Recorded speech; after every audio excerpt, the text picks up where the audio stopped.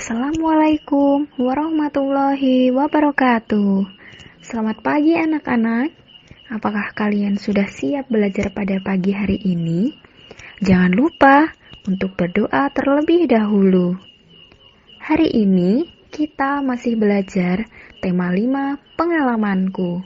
Subtema 1 pengalaman di rumah, pembelajaran 5 dan pembelajaran 6. Pada sore hari, Benny mempunyai tugas.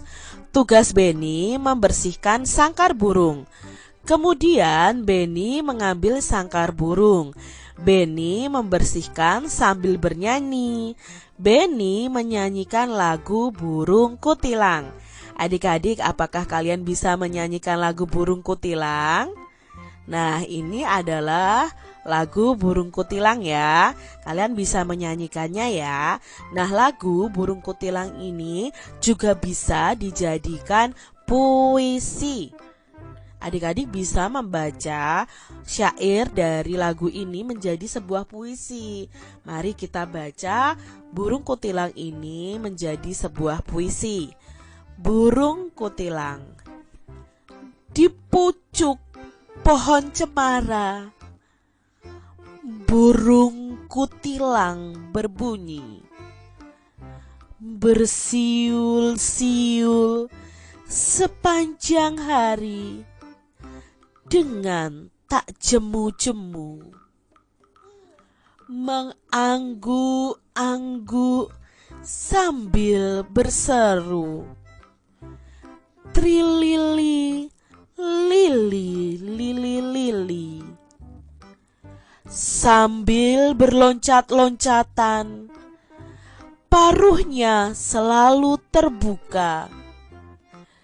Digeleng-gelengkan kepalanya, menentang langit biru. Tandanya ia suka, ia berseru, trilili, lili, lili, lili. Nah, itu tadi syair dari lagu Burung Kutilang jika dibuat atau dibaca puisi adik-adik. Nah, adik-adik tentunya masih ingat ya, puisi ada kata-kata indahnya. Kita akan bersama-sama memahami makna atau arti dari sebuah kata dari penggalan puisi Burung Kutilang tadi. Nah, adik-adik, di dalam lagu atau puisi Burung Kutilang tadi ada kata cemara. Kira-kira cemara itu artinya apa ya? Adik-adik amati gambar ini nih. Nah, ini adalah pohon cemara. Jadi, cemara itu artinya adalah pohon yang berbatang tinggi lurus. Pohonnya akan menyerupai tiang dan daunnya kecil-kecil seperti lidi adik-adik. Jadi, ini adalah arti kata dari cemara. Lalu kata yang kedua adalah bersiul. Tadi kan ada kata bersiul, siul sepanjang hari. Apa sih bersiul itu? Nih adik-adik, bersiul itu seperti ini. Apakah kalian bisa bersiul? Nah, bersiul itu artinya adalah menirukan bunyi suling dengan mulut. Itu arti dari kata bersiul. Kata yang ketiga adik-adik ada jemu. Jemu itu apa ya adik-adik? Nah, jemu nih gambarnya seperti ini. Apa ya jemu itu? Jemu itu artinya adalah sama dengan bosan. Jadi jemu itu artinya bosan adik-adik. Kalau kalian bosan, aku bosan, berarti bisa juga aku sudah jemu ya. Jemu itu artinya bosan. Lalu ada kata berseru. Apa itu berseru? Nah, ini nih berseru nih adik-adik ya. Berseru itu artinya adalah menarik perhatian dengan suara nyaring. Ya, hampir sama dengan berteriak, tapi berseru ini suaranya lebih nyaring. Kalau berteriak kan seperti membentak, tapi kalau berseru ini tidak terlalu keras adik-adik. Lalu ada kata paruh ya. Apa ya arti dari kata paruh? Gambarnya ini nih, paruh nih adik-adik. Paruh burung, paruh bebek. Maksudnya apa ya Kak Citra paruh itu? Nah, paruh itu artinya adalah mulut burung, ayam, dan itik. Ya, mulut burung, ayam, itik itu disebut dengan paruh ya. Adik-adik perlu ketahui ya, ini adalah paruhnya, paruh burung ya. Adik-adik, temukan kata yang sesuai dengan maknanya. Nah, ini tadi kan kita sudah pelajari masing-masing kata maknanya apa. Nah, sekarang ada maknanya, lalu kita akan mencari katanya dalam tabel ini adik-adik.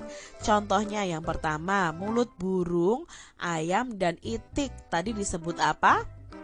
Paruh. Nah, kita cari nih di dalam kotak ini nih mana ya kata paruh. Nah, ini adalah kata paruh adik-adik.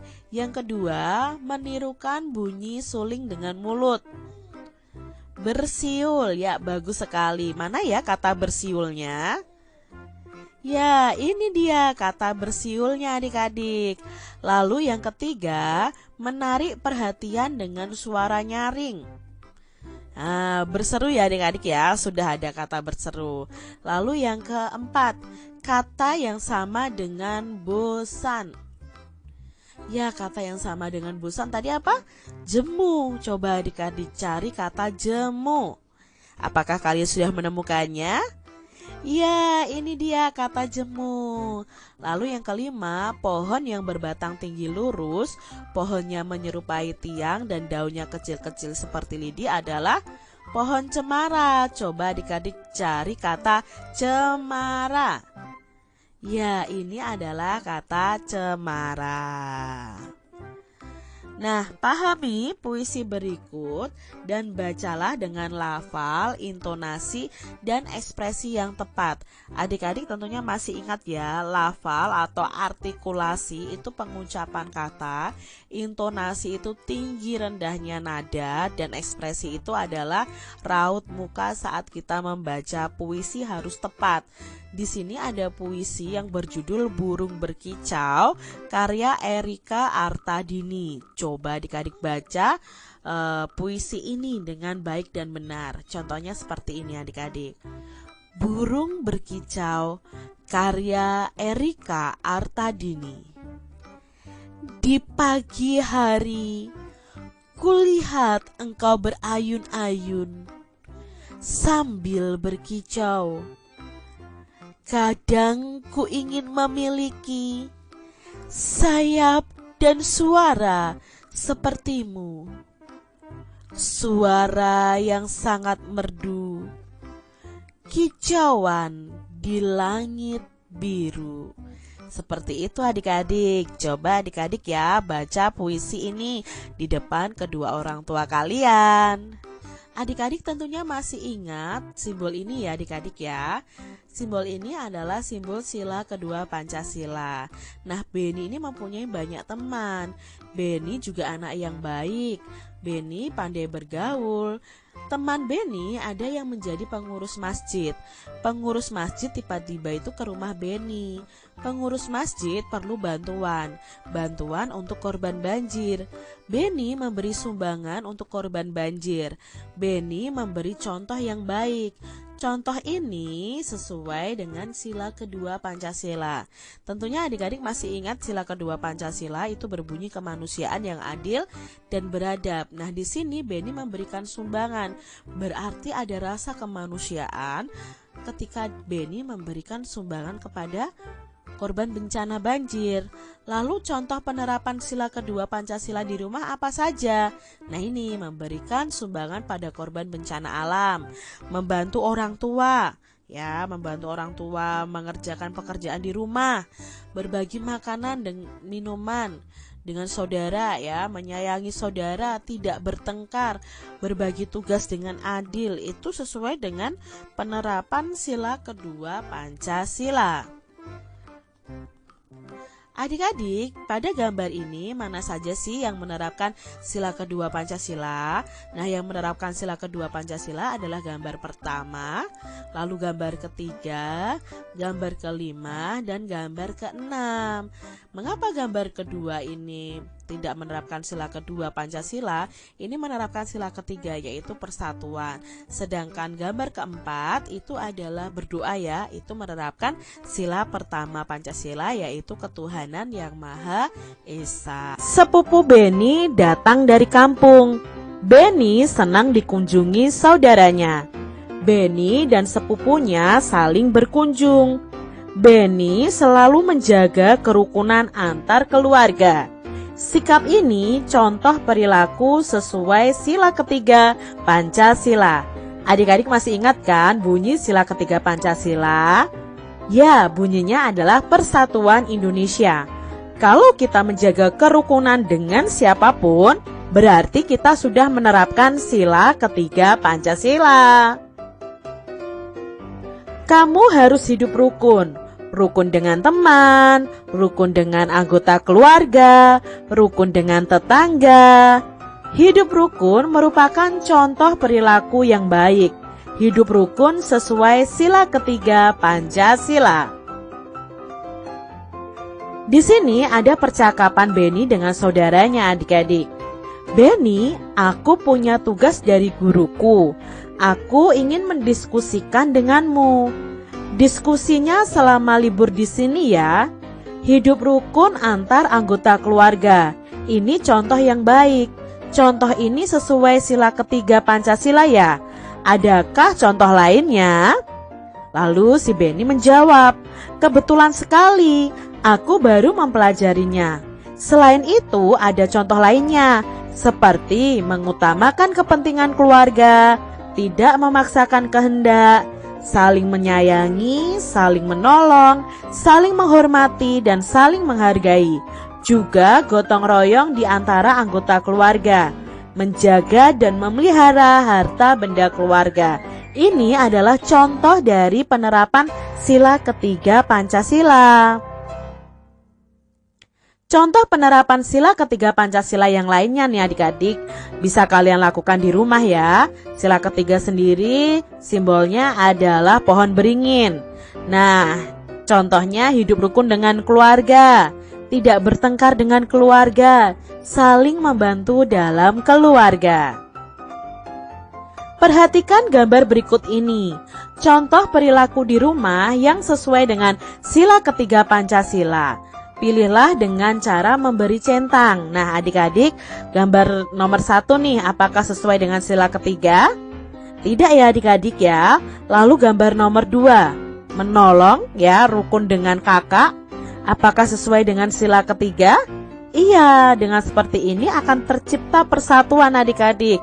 Kalau menolong itu juga sesuai dengan sila kedua sebenarnya. Yang ketiga, saling membantu. Apakah sesuai dengan sila ketiga Pancasila? Mereka saling membantu menyirami tanaman ya adik-adik. Ya, ini sesuai dengan sila ketiga Pancasila. Yang keempat, makan bersama keluarga. Ini mewujudkan atau menunjukkan persatuan juga, maka ini sesuai dengan sila ketiga Pancasila. Yang kelima, belajar bersama. Apakah sesuai dengan sila ketiga Pancasila? Iya adik-adik. Yang keenam, mendapatkan hadiah, lalu mengucapkan terima kasih. Di situ ya, ada persatuan karena saling menyayangi. Nah, ini juga sesuai dengan sila ketiga Pancasila. Di sini ada percakapan Beni dan saudaranya adik-adik. Yuk kita simak ya. Lihat panjang jendela rumahmu. Kamu dapat mengukurnya dengan penggaris atau meteran. Coba sebutkan alat ukur panjang lainnya. Tanya saudaranya Beni adik-adik. Penggaris dan meteran adalah alat ukur panjang. Alat ukur lainnya jangka sorong dan mikrometer sekrup. Nah adik-adik, pada pembelajaran sebelumnya kita sudah belajar tentang alat-alat yang digunakan untuk mengukur panjang benda. Ya, ada penggaris, ada roll meter, ada meteran pita, ada jangka sorong, dan di sini ada tambahan lagi nih adik-adik, ada mikrometer sekrup ya. Nah sekarang adik-adik, perhatikan gambar berikut, lalu sebutkan alat untuk mengukurnya. Di sini yang pertama ada gambar figura foto ya adik-adik ya. Nah, ini bisa diukur panjangnya menggunakan penggaris atau menggunakan meteran. Kalau figura fotonya itu di bawah 30 cm bisa menggunakan penggaris, tapi kalau lebih bisa menggunakan meteran. Lalu berikutnya yang kedua, di sini ada kipas angin dan ada pintu. Nah, untuk mengukur panjang atau tinggi dari dua benda ini harus menggunakan roll meter atau meteran adik-adik. Kalau menggunakan penggaris harus berulang-ulang dan itu agak susah ya adik-adik ya. Jadi gunakan alat ukur yang tepat. Lalu ada gambar di sini ya. Ada ini stand kipas angin. Nah, stand kipas angin ini juga bisa diukur dengan roll meter atau meteran jika kita mengukur tingginya. Tetapi kalau kita mengukur lingkarannya ini adik-adik ya, panjang lingkarannya ini, diameternya ini sebenarnya bisa menggunakan jangka sorong asal tidak lebih dari 30 cm. Yang keempat ada gambar sapu. Nah, untuk mengukur panjang sapu kita menggunakan roll meter atau meteran. Gambar yang terakhir ya, ada pintu. Otomatis kalau pintu ya kita tahu kita menggunakan roll meter atau meteran. Untuk gambar yang keenam ada figura foto dan ada jendela. Nah, untuk mengukurnya kita juga bisa menggunakan roll meter atau meteran. Jadi kalian perlu tahu nih alat ukur yang digunakan untuk mengukur panjang benda. Oh, ternyata ya adik-adik ya masih ada lagi nomor 7 dan 8. Ini sudah muncul ya di sini, ada kotak kardus ya, itu bisa diukur dengan penggaris dan ada juga pagar itu bisa diukur panjangnya dengan menggunakan roll meter atau meteran.